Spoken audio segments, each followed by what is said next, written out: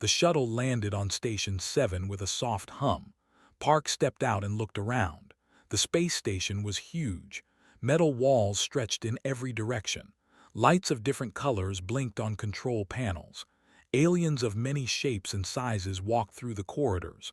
Some had 4 arms. Some had scales. Some floated instead of walking. Was 17 years old. She had black hair tied in a simple ponytail.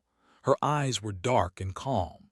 She wore the uniform of a new cadet at the Galactic Military Academy.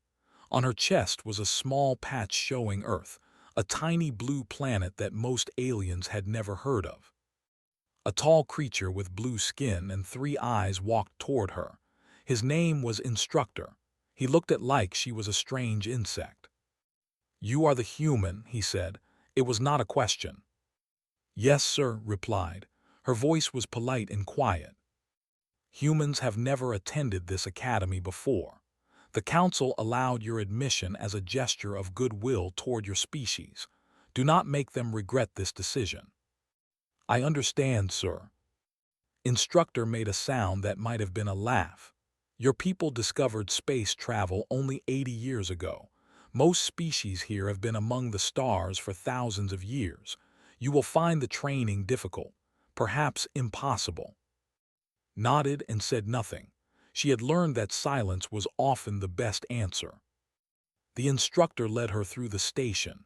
Other cadets stopped to stare, heard whispers in languages she did not understand, but she could guess their meaning. They were talking about her, about the primitive human from the backwards planet. She kept her face blank and followed the instructor. Her dormitory room was small but clean. Her roommate was already there. She was a species with pale purple skin and large silver eyes. Her name was. "So you are the human everyone is talking about," said. She did not seem unfriendly, just curious. "My name is." I have read about your planet. You still have wars among yourselves, yes. Different nations fighting each other." Paused before answering. "We did. We are learning to work together now." "Interesting. Most species stop fighting each other before they reach the stars. Humans are strange." Smiled a little. "Yes, we are." The first weeks at the academy were hard.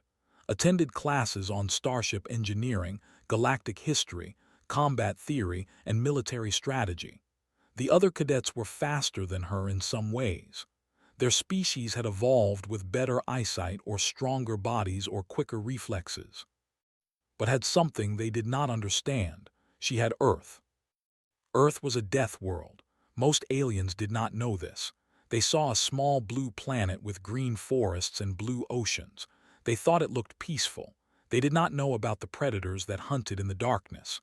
They did not know about the diseases that killed millions. They did not know about the earthquakes, the volcanoes, the hurricanes, the ice ages. They did not know that humans had survived all of this. They did not know what survival had taught humanity. Hid her true abilities. In combat simulations, she performed at average level. She missed shots she could have made easily. She lost fights she could have won. She wanted everyone to think she was ordinary, just a simple girl from a simple planet. But late at night, when everyone was asleep, she practiced. In the empty training rooms, she moved through combat forms that humans had developed over thousands of years. Boxing, wrestling, martial arts from Korea, Japan, China, Brazil, Russia. Her body was a weapon that had been shaped by countless generations. She also had another mission, a secret mission. Before she left Earth, had met with General from the United Defense Council. He was an old man with hair and hard eyes.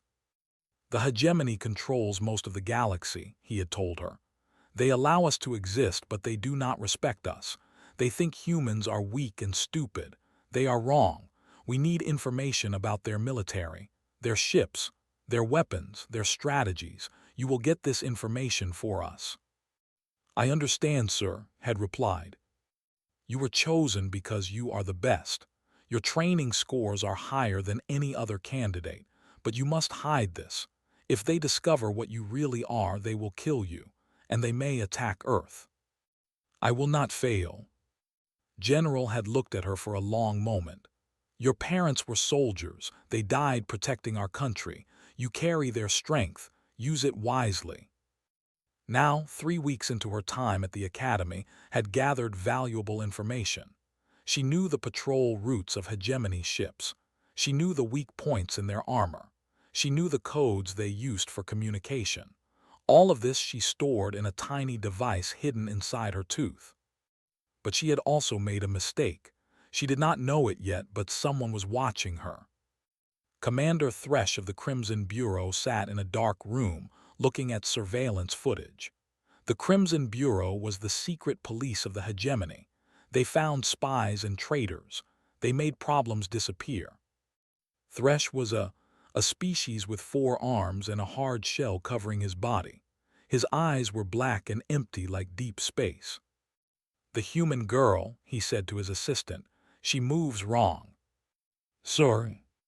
"Watch her. When she thinks no one is looking, her movements change.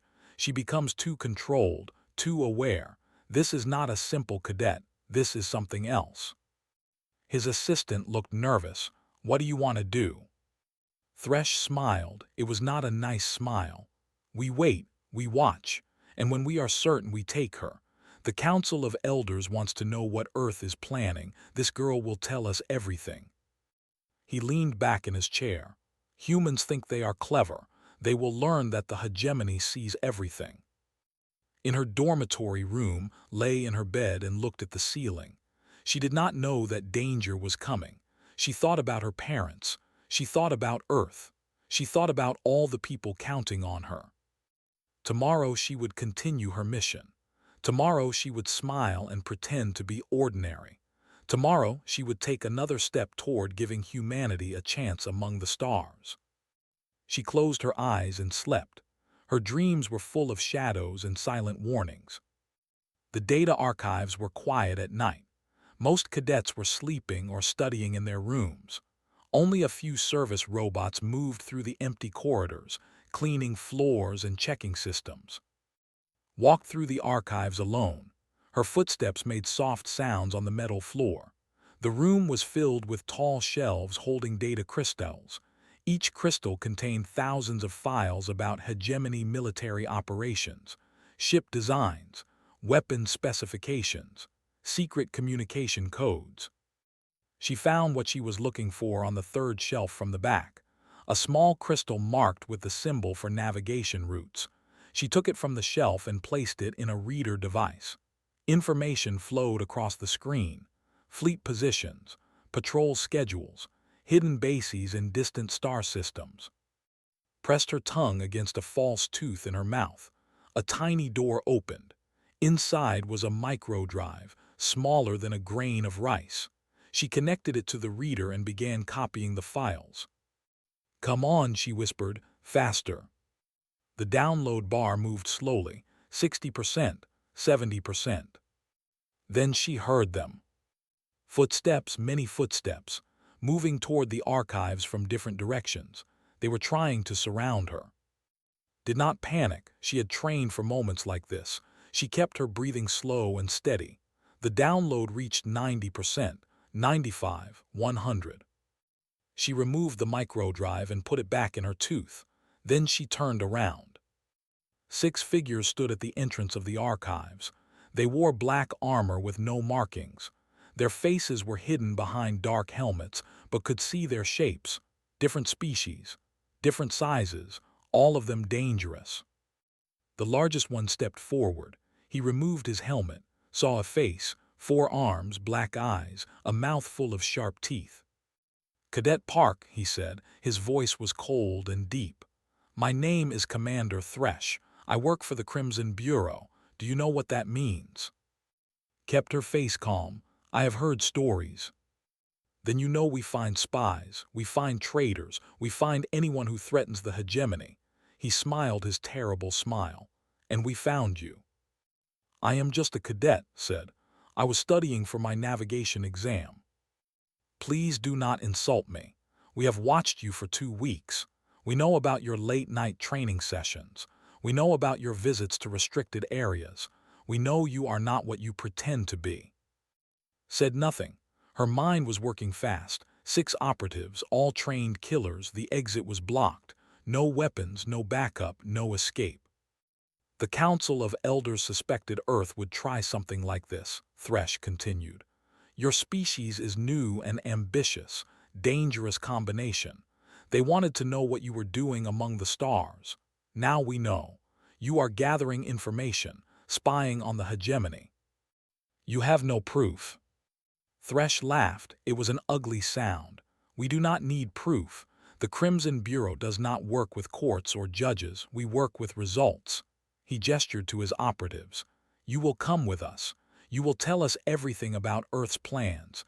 You will give us names, locations, codes, everything. And if I refuse, then we will take you anyway, but it will be more painful for you. Looked at the 6 operatives. She studied their positions, their weapons, their body language. 2 of them were nervous. She could see it in the way they held their guns. The other 4 were calm and professional, experienced killers. Commander Thresh was the most dangerous. His 4 arms gave him a huge advantage in close combat. Each arm was fitted with a different weapon, energy blades, a plasma pistol, some kind of shock device. You brought 6 operatives for one girl, said. Her voice was soft, almost sad. That is almost insulting. Thresh tilted his head. You think you can fight us? You are 17 years old. You weigh maybe 50 kilograms. You have no weapons, no armor, no help coming. What do you think you can do? Took a slow breath. She remembered her training. She remembered her parents. She remembered General telling her that humans were survivors. You do not understand what humans are, she said. Your species evolved on peaceful worlds, worlds with stable climates and gentle predators. You became intelligent through cooperation, through building things together. What is your point? Earth was different. Earth tried to kill us. Every day, every generation, for millions of years, predators hunted us. Diseases infected us. The weather froze us and burned us. Other humans attacked us. We survived all of it. Do you know how? Thresh was silent. We learned to fight, said. We learned to kill. We learned that the dark was not something to fear, it was something to use. She looked at the light panel on the wall, a small device that controlled all the illumination in the archives. It was 3 meters away from the nearest operative. Enough talking, Thresh said. Take her. The operatives moved forward. Moved faster. She grabbed a data crystal from the shelf beside her and threw it with perfect accuracy. It hit the light panel. The panel shattered. The archives went completely dark. For the aliens, darkness was blindness. Their species had evolved on worlds with constant light. Their eyes needed illumination to function. Even their heat vision needed a moment to activate. For darkness was home. Humans had survived in the dark for millions of years. They had hunted at night. They had hidden from predators at night. They had fought wars at night. Their other senses became sharp when their eyes could not see. In the darkness was not a small girl against 6 killers. She was the predator. And they were the prey. Find her, Thresh shouted. Use your thermal sensors. But was already moving, silent, fast, deadly. The hunt had begun. The darkness was total. No light, no shadows, nothing but black. The 6 operatives from the Crimson Bureau stood frozen for half a second. Their eyes, designed for bright alien suns, saw only emptiness. Their thermal sensors were starting up, but the process took time. 2 seconds, 3 seconds, an eternity in combat. Did not wait. She dropped low and moved left. Her feet made no sound on the metal floor. Years of training had taught her how to walk like a ghost. Her breathing was slow and controlled. Her heart beat steady. The first operative was named. He was a tall species with thin arms and large eyes. He was turning in circles, trying to hear something, anything. His thermal sensor was at 50% activation. Came from below. Her hand struck his throat with perfect precision. She hit the soft spot where his breathing tube met his neck. The blow was not hard enough to kill, but it was hard enough to collapse his airway. Fell without making a sound. One down, 11 seconds left. Is down, someone shouted. She is here, shoot. Plasma fire lit up the darkness. Bright bolts of energy flew across the room, but was not where they were shooting. She had already moved. The second operative was his species had 4 legs and 2 arms. He was spinning around, firing his weapon at random, waited for him to turn away from her. Then she struck. She grabbed his weapon arm and twisted. The joint bent the wrong way. The screamed. Used his body as a shield as another operative fired. The plasma bolt hit in the back. He went limp. 2 down, 9 seconds left. Cease fire, you are hitting each other, Commander Thresh roared. Too late. Through the unconscious toward the sound of the nearest operative. The body crashed into someone. There was a grunt of surprise, followed the sound. The third operative was a species covered in fur with sharp claws. He was strong but slow, ducked under his wild swing and drove her elbow into his stomach. When he bent forward, she grabbed his head and slammed it into her rising knee. He dropped. 3 down, 7 seconds left. The fourth operative had finally activated his thermal vision. He saw a warm shape moving through the cold archives. He raised his rifle. I see her, he shouted. Northwest corner moving fast. He fired, but had heard him speak. She knew where he was, and she had changed direction the moment he started talking. The plasma bolt missed her by centimeters. She felt the heat on her skin. She did not stop. She ran straight at him. He tried to adjust his aim, but she was too fast. She hit him at full speed. Her shoulder struck his chest. Her hands grabbed his rifle and twisted it from his grip. She spun it around and slammed the heavy metal stock into his temple. 4 down, 5 seconds left. Only 2 remained, Commander Thresh and his last operative. The fifth operative was panicking, could hear his breathing, fast and shallow, scared. He was backing toward the wall, waving his weapon in every direction. Stay back, he screamed. Stay back, you monster. Circled around him. She picked up a data crystal from the floor and threw it. The crystal hit a shelf on the opposite side of the room with a loud crack. The operative spun toward the sound and fired. His plasma bolts destroyed rows of data crystals. Light flashed. Shadows danced. In that brief moment of illumination, saw his position clearly. She closed the distance in 3 steps. Her hand caught his wrist. She pulled him toward her while stepping aside. His momentum carried him past her. She kicked the back of his knee. He fell. Her other hand came down on the pressure point behind his ear. He went unconscious before he hit the ground. 5 down, 1 second left. Commander Thresh stood alone in the darkness. His thermal vision was fully active now. He could see the human girl standing 10 meters away. She was breathing a little harder than before, but she was calm, controlled. Like this was a training exercise, not a fight for her life. Impressive, Thresh said. He activated all 4 of his weapon systems. Energy blades hummed to life on 2 arms. A plasma pistol charged on the 3rd. A shock device crackled on the 4th. You took down my team in 11 seconds. I did not think humans were capable of such violence. You do not know what humans are capable of, replied. I am not like them. I am the best fighter in the Crimson Bureau. I have killed hundreds of enemies. You are fast, but you are still just a child. Shifted her weight. Her body relaxed into a fighting stance that was older than recorded human history. It was a stance designed for fighting larger, stronger opponents, for surviving against impossible odds. You talk too much, she said. Thresh attacked. He was fast, faster than any of his operatives. His 4 arms moved independently, each one striking from a different angle. Energy blades sliced through the air. Plasma bolts flew. The shock device reached for her like a hungry snake. Moved through his attacks like water flowing around rocks. She did not try to block his strength. She redirected it. She stepped inside his reach, where his long arms could not hit her effectively. Her palm struck his throat, her knee hit his stomach, her elbow cracked against his jaw, 3 hits in less than half a second. Thresh staggered. No one had ever hit him before.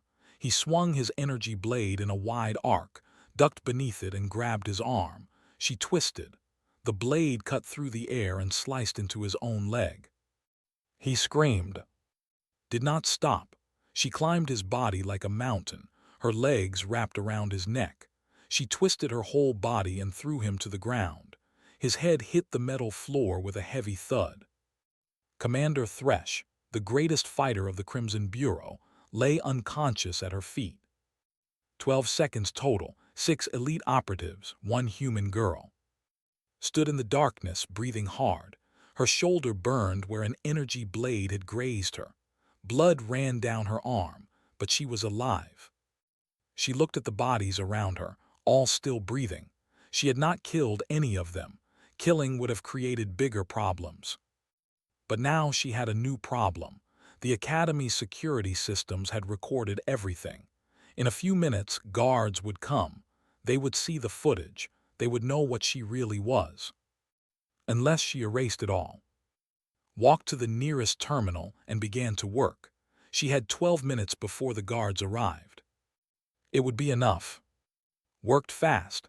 Her fingers moved across the terminal screen like birds flying through wind. She had 12 minutes, maybe less. The security system of Station 7 was advanced. It recorded everything. Every corridor, every room, every corner of the station had cameras watching constantly. Right now, those cameras had footage of her destroying 6 Crimson Bureau operatives in total darkness. That footage would end her mission. It would end her life. It might even start a war between Earth and the hegemony. She could not let that happen. First, she needed access to the main security network. The terminal in front of her was locked with Commander Thresh's personal codes. She looked at his unconscious body on the floor. His eyes were closed, but his biometric data was still active. Dragged his heavy body to the terminal. She lifted his hand and pressed it against the scanner. A light turned green. She opened one of his eyes and held it in front of the retinal sensor. Another light turned green. Identity confirmed, Commander Thresh, Crimson Bureau, access granted. The security network opened before her. Saw thousands of camera feeds. She saw patrol schedules. She saw communication logs. She saw everything. She pulled a small device from her pocket. It looked like a normal data chip, but it contained something special. Earth's Cyber Warfare Division had spent 3 years building this program. They called it the Eraser. It was designed to infiltrate hegemony computer systems and delete information without leaving any trace. Connected the device to the terminal. The Eraser began its work. First, it found all the surveillance footage from the archives. Every angle, every camera, every second of recording from the past hour. The Eraser the footage to a hidden file, then replaced the original with normal images of empty corridors and quiet shelves. Anyone watching would see nothing unusual. Next, it searched for any files mentioning her name, personnel records, class attendance, training scores, medical examinations. The Eraser did not delete these files completely. That would look suspicious. Instead, it changed small details. Her combat scores became lower. Her reflexes became slower. Her threat assessment dropped from unknown to minimal. The communication logs were more difficult. Commander Thresh had sent many messages about her, reports to his superiors, requests for more information, orders to his team. The Eraser found each message and replaced it with normal patrol reports. The subject lines changed. The content changed. It was as if the investigation had never happened. Watch the progress bar move, 60%, 70%. She heard footsteps in the distance. The guards were coming. Faster, she whispered, come on. The Eraser found the DNA database. When the operatives woke up, doctors would examine them. They would take blood samples. They would find her DNA on their bodies where she had touched them. The eraser could not delete DNA, but it could confuse the records. It replaced her genetic profile with a generic sample. If anyone tested the DNA they found, it would match no one in the system. 80%, 90%. The footsteps were getting closer, could hear voices now, guards calling to each other. The eraser reached the medical AI. This was the most important part. The station's medical computer would examine the unconscious operatives. It would see their injuries and try to understand what had caused them. A human girl defeating 6 elite soldiers would raise too many questions. The eraser planted a new explanation in the medical AI. It created false records showing that the operatives had been testing new training equipment. The equipment had malfunctioned. Neural feedback had overwhelmed their nervous systems. All 6 had collapsed at the same time. A tragic accident, nothing more. 100%. The eraser finished its work. Removed the device and put it back in her pocket. She pressed a button on the terminal. The screen went dark. She had covered her tracks.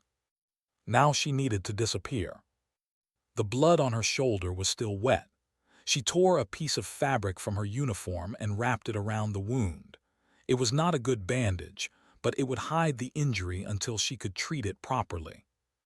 She looked around the archives one more time. 6 bodies lay scattered across the floor. Data crystals were broken and burned. Scorch marks covered the walls from plasma fire. It looked like a war zone. But the cameras would show nothing. The records would say nothing. As far as the station knew, this room had been empty all night. Found a maintenance hatch behind one of the shelves. It led to a network of small tunnels that robots used to move through the station. She crawled into the tunnel and began moving toward her dormitory. The tunnels were dark and narrow, did not mind. After what she had just survived, a little darkness was nothing. She reached her dormitory building and climbed out through a ventilation panel in the bathroom. She cleaned her wound with water and medical supplies she kept hidden under her bed. The cut was deep, but not dangerous. She applied healing gel and covered it with a bandage that matched her skin color. Then she changed her clothes. She put on her sleeping uniform and climbed into bed. She picked up a textbook and began reading. 10 minutes later, her roommate returned. "You are still awake?" asked. Looked up from her book, her face was calm and tired. "I could not sleep, exam tomorrow." "I heard there was some kind of accident in the archives." "Accident?" "Security guards running everywhere. Someone said they found injured soldiers." Made her face look surprised and concerned. "That is terrible. What happened?" "Equipment malfunction, they said. Some kind of training exercise went wrong." Shook her head. "Military equipment, always dangerous." "I hope everyone is okay." "They will survive, just unconscious." Looked it carefully. "You have been here all evening." "I went to the library after dinner, then came back here to study." "Why?" Hesitated. "No reason, just asking." She went to her own bed and turned off her light. Soon her breathing became slow and regular. She was asleep. Lay in the darkness, listening to the silence. Her heart was still beating fast, but her face showed nothing. She had survived. Her mission continued. But she knew this was not over. Commander Thresh would wake up tomorrow. He would remember what happened. He would know that his memories did not match the official records. He would come looking for answers. Stared at the ceiling. She had won tonight, but the war was just beginning. She closed her eyes and made herself sleep. Tomorrow would bring new challenges. She needed to be ready. Somewhere in the medical bay, 6 Crimson Bureau operatives lay in beds, their minds full of confusion and shadows. The doctors said it was equipment malfunction. The computers agreed, but deep in their unconscious minds, they remembered something else. They remembered the darkness. They remembered the human girl. They remembered fear. 1 week passed. Life at the academy returned to normal. Attended her classes. She answered questions. She took exams. She ate meals with other cadets and pretended to be interested in their conversations about home planets and future assignments. She smiled when they made jokes about Earth being primitive. She nodded when instructors told her that humans had much to learn. She was very good at pretending. Commander Thresh woke up 3 days after the incident. The medical AI told him he had suffered neural feedback from malfunctioning equipment. The records showed a routine training exercise gone wrong. His team had all experienced the same malfunction at the same time. Thresh did not believe it. He remembered the darkness. He remembered the human girl moving like a shadow. He remembered her hands breaking through his defenses like they were nothing.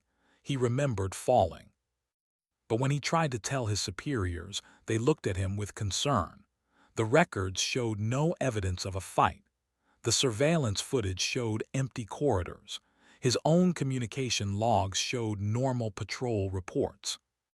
Perhaps the neural feedback affected your memories, his doctor suggested. False memories are a common side effect. You should rest. Thresh knew he was not crazy, but he had no proof. The human had erased everything.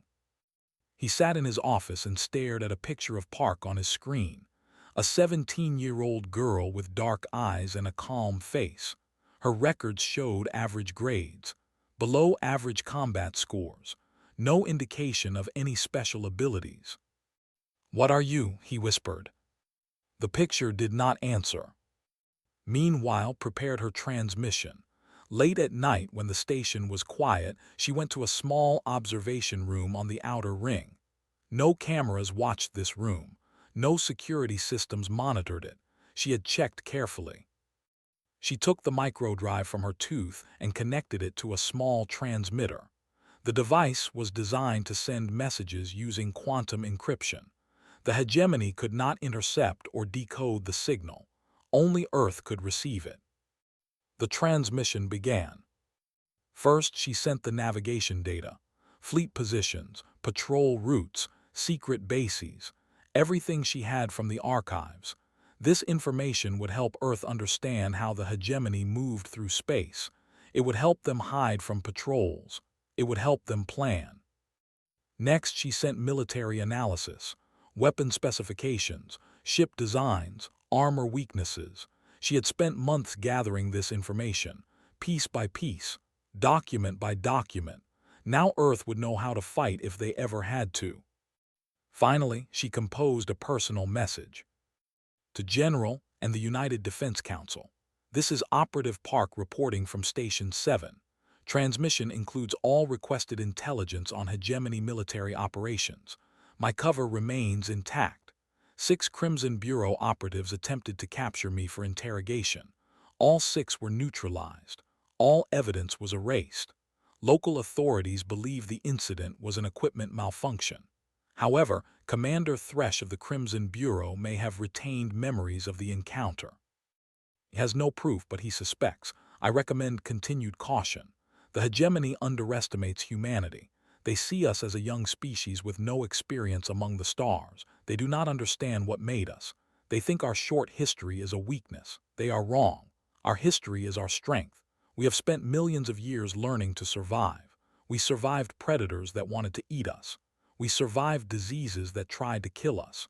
We survived ice ages that nearly froze our planet. We survived each other. Every generation taught the next how to be stronger, faster, smarter. The hegemony has technology we cannot match, but we have something they have never needed. We have the memory of 10,000 generations of survival. We have the knowledge written in our bones and our blood. We have learned that darkness is not an enemy. It is a tool. I am ready for my next assignment. The hegemony is large, but it is not invincible. No empire lasts forever. When they finally understand what humans truly are, it will be too late. They will learn what Earth has always known. The most dangerous creature is not the largest or the strongest. It is the one that refuses to die. Operative Park signing off.